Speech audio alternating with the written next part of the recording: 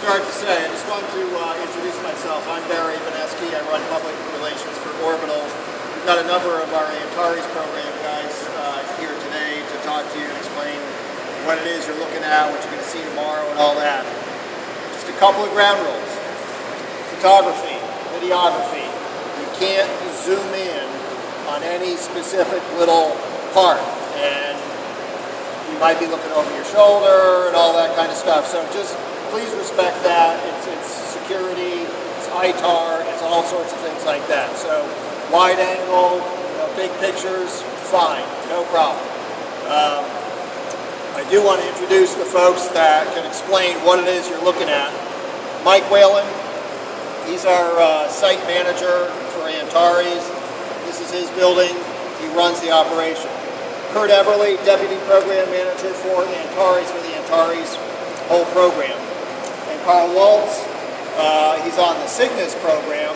That'll come up later, about mid-year. Carl's a former NASA astronaut. If you want to talk to him about what it's like to live on the station and load and unload cargo, be more than welcome to. We also have Carl set up tomorrow morning to talk to you about that, so you may want to save some questions for tomorrow.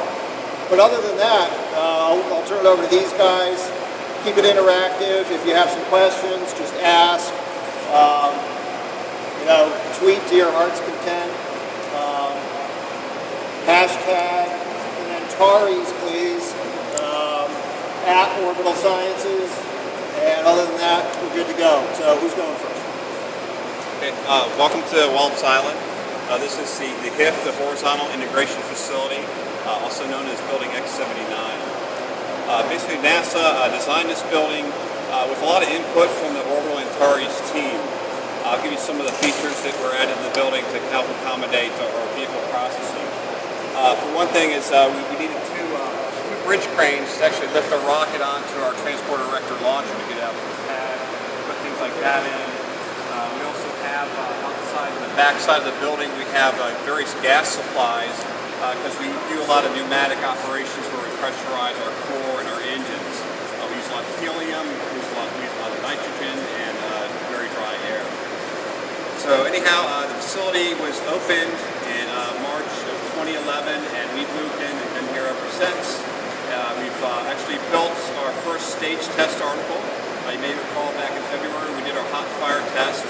That's directly behind me, and you'll see it as we walk through the bay. And then you've also seen, I'll bring your bus ride over here today. You probably saw the vehicle at the pad. That's our very first flight article. Well, we also have our second flight article in the middle of the process. Does that have a transmit function? So in a way, today you like get to see Wi-Fi or what the anything full like that? So they're vehicle playing looks mode. like at the launch pad, and in here Yeah, you they're kind of see concerned how about we that put with the vehicle pyrotechnics in together. here. So over here we have Let me get this is our Caster 30 motor with our avionics and our motor cone adapter. That'll eventually be mated to the stage 1 core that you see there.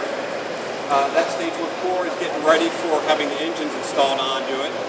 And as we go to the back of the bay, behind the stage test article here, you'll see our engine assemblies in the stand. We got the technicians and engineers working on that. So bottom line is, for the most part, on the east side of the building, that's where we pretty much make the stages, put the engines on the vehicle, do a lot of pneumatic operations, do a lot of electrical testing, do what we call mission simulation testing.